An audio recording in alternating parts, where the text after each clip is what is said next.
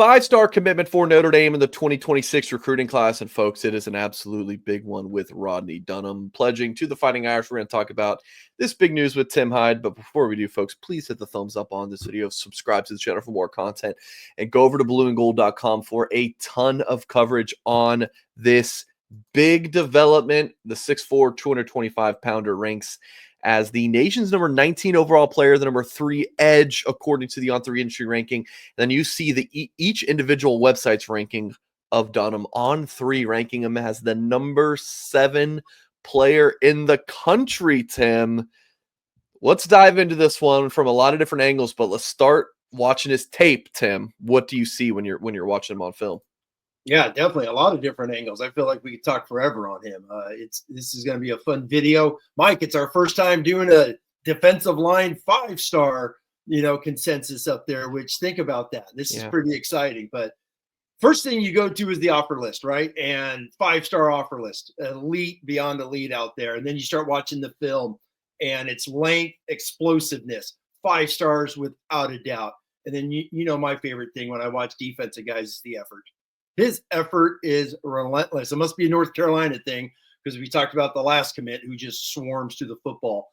But Dunham, he's all those things. When you look at a true 5-star Southern SEC defensive end that all those schools wanted, and that's Dunham. And this is a massive, massive win for Notre Dame that, we'll definitely dive into. His speed, like I said, relentlessness, great hip movement, change of direction. The negatives, and it's going to come with coaching because in high school level, he's just running by guys. Start using his hands, start getting some more power, and that's going to come. But you got all those tools that are in there, which is the length, the arm length to be able to long arm guys once he starts learning that at the next level, some technique things. But he does play low. He'll get underneath your pads. And then just the swarm.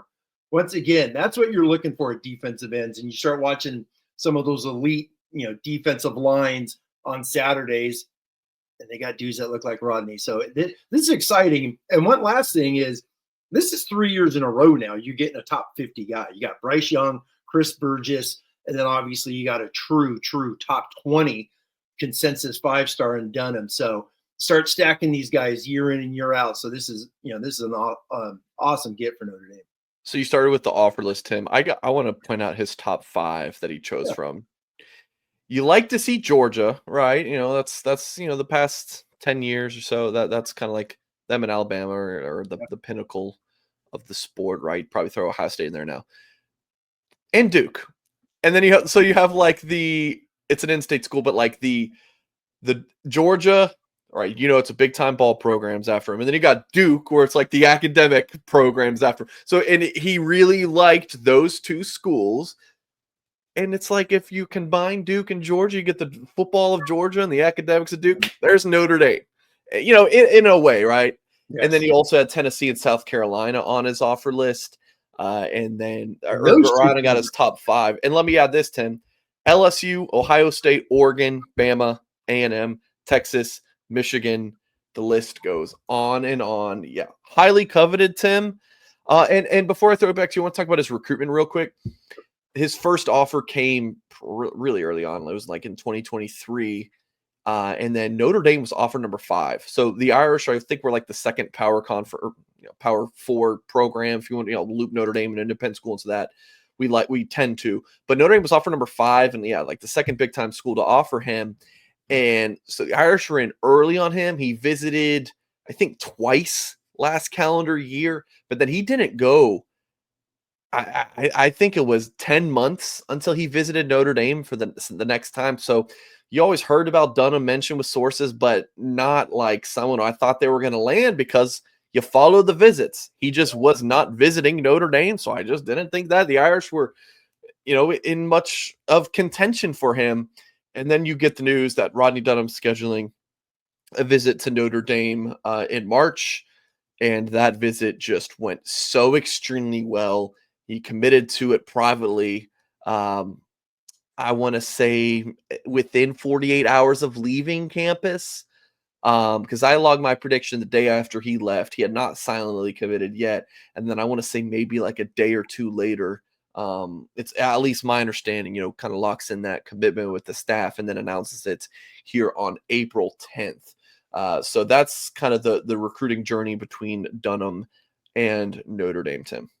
Yeah, and I was going to say, with Tennessee and South Carolina, really high on him. It seemed like those were like the two favorites for the longest time. The way they're recruiting him, visiting, they've been recruiting DNs at a really, really good level, both programs, especially South Carolina with some of their recent ones. So, yeah, I mean, this is a huge, huge upset. And then when you watch him, instantly for me, as someone who's been watching Notre Dame for a long time, yet you look at the body, the length, the pass rushing ability. There's a couple of clips as you were talking, the way he just turns his inside shoulder, turns the hip, which is fun to watch. And for me, it's automatic Justin Tuck, who was obviously a 3-star out of Alabama, basketball player that Notre Dame developed up during those years. And then truly, truly one of the elite true 5-stars that Notre Dame's had in the last 20 years is Victor, Abiamiri, who ended up who was a 5-star back in the day from Rivals and USA Today All-American in the 03 class with Brady Quinn and all those great football players that went on to win go to a couple BCS bowls. And then Victor was a 2nd-round draft pick. So he looks like one of those guys, power, speed. That's the type of athleticism in the elite playing he has. But when you go back to the offer list, he's got everybody. Everyone in the country wanted him, and it's a no-brainer when you watch. And even going back to Pot of Gold Day, I remember when we talked Pot of Gold Day, he was like instant top 3-4 guys. When you watch the film, you're like, oh, come on. This is already at the upper echelon of guys you want on that Pot of Gold Day. So big, big win, long recruitment to come out and get this guy over time. So, Tim, Notre Dame has 2 defensive linemen committed, and they're both 5-star caliber. Yes. Defensive ends, call it edge, whatever, pass rushers. So you have Dunham, and then you have Ebenezer Uatade, and I think EB ranks, he's like 36 nationally, so he's right on the cusp according to the On3 industry ranking. So is it going to be on paper as good as that 2011 class with Aaron Lynch, Ishaq Williams, and Stephon Tuitt? At least on paper. I know, it didn't really pan out to be like that, but probably not. I don't think you're going to get 3 5-stars, but it's very potentially 2, Tim. And then how deep this group might be on paper, with, you could potentially be seeing Mikhail Blade. I know you don't think that Notre Dame has a chance for Kari Wilder because he goes to Sarah and it's a USC feeder. I get that. But Mikhail Blade, Kari Wilder, Dre Quinn, or Xavion Griffin-Haynes, Tim, they are just, they have the potential to land the potential to land their best defensive line class on paper in 15 years. Yeah, exactly. And you mentioned, Tiki Halla, who is another Pot of Gold guy out of Texas, who's unbelievable on his film, the way he plays pad level. Visiting right now, yeah. Yeah. Oh, is he on? Yeah. Well, there you go. So we'll take it. But yeah, it's interesting because the 2011 group was so big. Getting Aaron Lynch, who was a 5-star out of Florida, but Aaron Lynch left after 1 semester. Ishaq Williams was kind of that guy without a position because they were playing a true base 3-4-50 type of defense. So he would play stand up, down, some inside backer, and then Stephon Tuitt is the true one that stayed, lasted. Some All-American honors, ended up being a heck of a pro 2nd-round pick with the Steelers, and I think played 8 years with them before he ended up retiring. So heck of a career for Stephon. But true pass rushing, you got 2 guys. Both are going to end up probably being top 50 type calibers, especially when you get, Ebenezer, who's talented, once all the other services start to catch up with his talent and rawness on film and that speed. Dunham's going to be a 5-star from everyone. He should. When you break it down, but you round up the depth of the other bodies. Even going back to last year, it's not maybe as highly ranked, but those guys are all going to be super talented guys when you look at, Reef and Burgess, and then obviously Young the year before. You just start bringing these guys in and start developing, and it's a super, super talented group. But you're right, the 26 group, if they get the guys that you keep saying they're right there, Mike, depth wise, man, I mean, you could. I don't want to jinx it, but you're going back to the 90 the 90 group with all those guys that ended up being NFL players and playing D line, led by Bryant Young.